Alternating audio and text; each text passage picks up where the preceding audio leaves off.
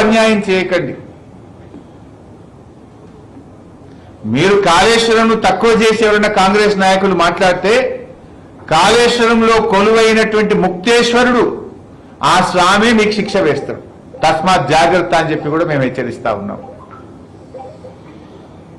ఎందుకంటే నిన్న పోయినటువంటి మంత్రులు ఒక ఆయనేమో గ్రావిటీ ద్వారా పోయిందంటాడు, ఇంకొక ఆయనేమో 150కి అగ్రిమెంట్ అయిపోయిందంటాడు. 150కి అగ్రిమెంట్ అయింది లేదు, గ్రావిటీ ద్వారా వచ్చేది లేదు. ఒక మంత్రులు పోయి అక్కడ మాట్లాడుతూ ఏదో జలహారతుల మీద ఒక డ్రామాలు చేస్తున్నారు. పోయి నిన్న జలహారతి ఓ డ్రామా. ఎన్నిసార్లు ఇచ్చింది హారతి ఇప్పటికి? మీరు 10 ఏళ్ళే. తుమ్మిడి ఎట్టి కట్టమని అప్పుడు 7.5 ఏళ్ళు, ఇప్పుడు 2.5 ఏళ్ళు. హారతుల పేరు మీద డ్రామా లేదప్ప నిజాయితీ లేదు మీకు. ఇప్పుడు దాకా మహారాష్ట్ర పోరా మీరు? కనీసం మా రాష్ట్రంలో ఉండే మంత్రి గారితో, సెక్రటరీ గారితో, ముఖ్యమంత్రి గారిని కలిసిన పరిస్థితి లేదు. ఆనాడు కేసీఆర్ గారు స్వయంగా తన జన్మదినం ఉండే, జన్మదినం రోజు కూడా నా బర్త్డే కంటే నా రాష్ట్రం ముఖ్యమని మహారాష్ట్రకు ముంబైకి వచ్చి మహారాష్ట్ర ముఖ్యమంత్రి గారితో, మహారాష్ట్ర గవర్నర్తో, మహారాష్ట్ర నీటిపారుదల శాఖ అధికారులతో తాను సమావేశమైంది. బర్త్డేను పక్కన పెట్టి బర్త్డే కంటే నా రాష్ట్రం ముఖ్యమని మహారాష్ట్రకు ముంబైకి వచ్చిండు కేసీఆర్ గారు. రాష్ట్రం ఏర్పడ్డ నెలల్లోనే వెళ్ళిండు కేసీఆర్. కానీ మీరు 2.5 ఏళ్ళే. ఆనాడు 7.5 ఏళ్ళు ఢిల్లీ, మహారాష్ట్ర, ఆంధ్రప్రదేశ్ కాంగ్రెస్ ఉన్నా చేయలేదు. ఇవాళ 2.5 ఏళ్ళైనా ఇంతవరకు పోయి మాట్లాడింది లేదు. మళ్ళీ నిన్న పోయి ఓ జలహారతి పేరు మీద ఓ డ్రామా. ఎంతకాలం ఆడతారు ఈ డ్రామాలు? డ్రామాలు కట్టి పెట్టండి.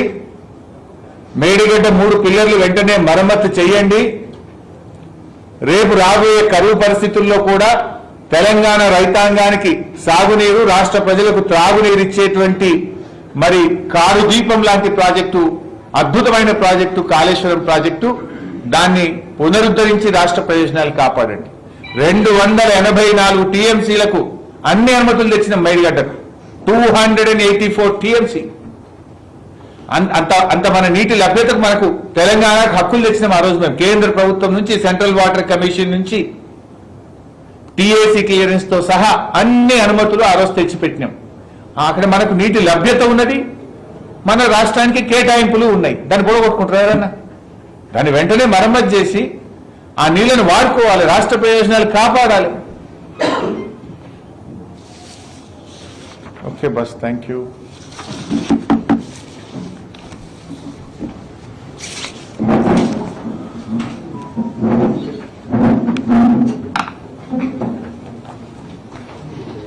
ఇంకొక పాయింట్ మక్కలది అందులో మాట్లాడాలంటే చిన్న కొడుకులు మాట్లాడతారు, వాటిలకు మక్కలకు సంబంధించి.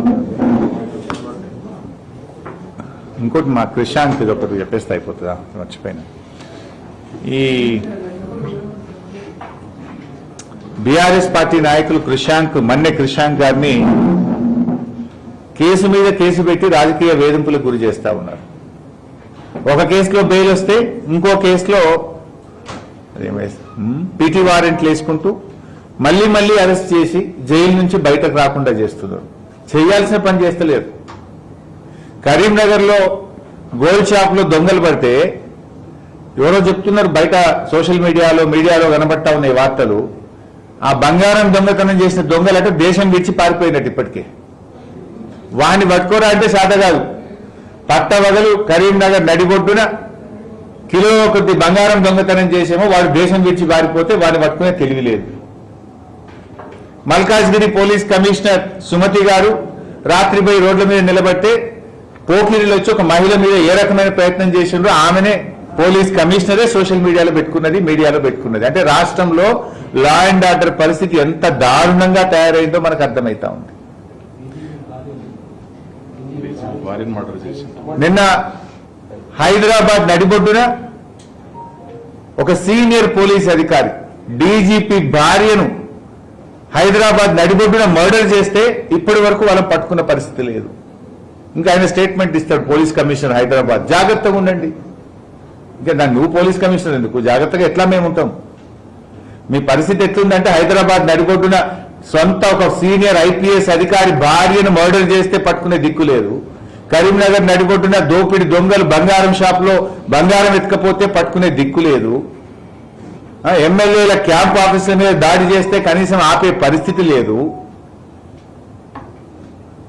ఒక మహిళ అర్ధరాత్రి పూట హైదరాబాద్ లో నడిచే పరిస్థితి లేదు. కానీ బీఆర్ఎస్ నాయకుల మీద మాత్రం రాజకీయ వేధింపులకు కొదవలేదు. కేసుల మీద కేసులు పెట్టి, అక్రమ కేసులు పెట్టి, అరెస్టుల మీద అరెస్టులు పెట్టి, జైలు నుంచి బయటకు రాకుండా ఎంతమంది బీఆర్ఎస్ నాయకులను వేధిస్తుంది. ఇవాళ క్రిషాంక్ పోయి ఎన్ని రోజులైంది? క్రిషాంక్ చేసిన తప్పేంది? దొంగను దొరకబట్టి పోలీసులకు సెల్ ఫోన్ ఇచ్చిండు అంతే. ఫేక్ సోషల్ మీడియాలో ఫేక్ వార్తలు పెట్టిన వ్యక్తిని దొరకబట్టి ఈ ఫోన్ నుంచే సోషల్ మీడియాలో ఫేక్ వార్తలు పెట్టిండు, అబద్ధాలు ప్రచారం చేసిండని ఆ ఫోన్ అతని చేతుల నుంచి తీసుకొని పోలీస్ చేతికి ఇచ్చాడు. దానికి నాన్ బెయిలబుల్ సెక్షన్లు పెట్టి ఒక దళిత నాయకుడు క్రిషాంక్ను 20 రోజులుగా జైల్లో పెట్టిండ్రు. అంటే మీరు అసలు చేయాల్సిన పని ఏంది? మీరు చేస్తున్న పని ఏంది? ఎటుపోతుంది రాష్ట్రం? నిన్ననే కేంద్ర ప్రభుత్వం నివేదిక వచ్చింది. దేశంలో అత్యధిక ఎస్సీ ఎస్టీ కేసులు ఎక్కడైతున్నాయంటే తెలంగాణలో అవుతున్నాయి. అత్యధిక పిల్లలు మిస్సింగ్ ఎక్కడున్నారు అంటే తెలంగాణలో. అందులో ఆడపిల్లలు మిస్సింగ్ ఉన్నారు. వాళ్ళని పట్టుకోవడంలో బాగా వెనుకబడ్డ రాష్ట్రం ఏది అంటే తెలంగాణ రాష్ట్రం. అత్యధిక కేసులు దేంట్లో చూసినా. తెలంగాణ అభివృద్ధి దేంట్లో జరుగుతుంది? ఆత్మహత్యల్లో అభివృద్ధి చేస్తున్నారు మీరు. కేసుల నమోదులో అభివృద్ధి చూపిస్తున్నారు. అత్యాచారాల్లో అభివృద్ధి చూపిస్తున్నారు. చిన్నపిల్లల్ని ఎత్తుకెళ్లడంలో అభివృద్ధి చూపిస్తున్నారు. మహిళల రక్షణ ఫెయిల్ అవడంలో అభివృద్ధి చూపిస్తున్నారు. హైదరాబాద్ పరువు తీసేసింది మీరు. ఒకప్పుడు లా అండ్ ఆర్డర్లో తెలంగాణ దేశానికి దిక్సూచి. ఇదే కేంద్ర ప్రభుత్వం అనేక సందర్భాల్లో తెలంగాణను మెచ్చుకున్నది. ఇలా పరిస్థితి ఏంటి? మహిళా పోలీస్ కమిషనరు మంచి ప్రయత్నమే చేయొచ్చు ఆవిడ, కానీ పరిస్థితి ఎట్లా ఉందనడానికి అది అడ్డం పడుతున్నది. పరిస్థితి తీవ్రతకు అది అడ్డం పడుతూ ఉన్నది. ఎంత దారుణమైన పరిస్థితులు హైదరాబాద్ లో ఉన్నాయి.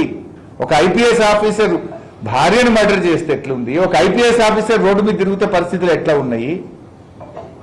అంటే ఈ రకంగా రాష్ట్రంలో రాజకీయ వేధింపులకు పోలీసులు వాడుకుంటున్నారు.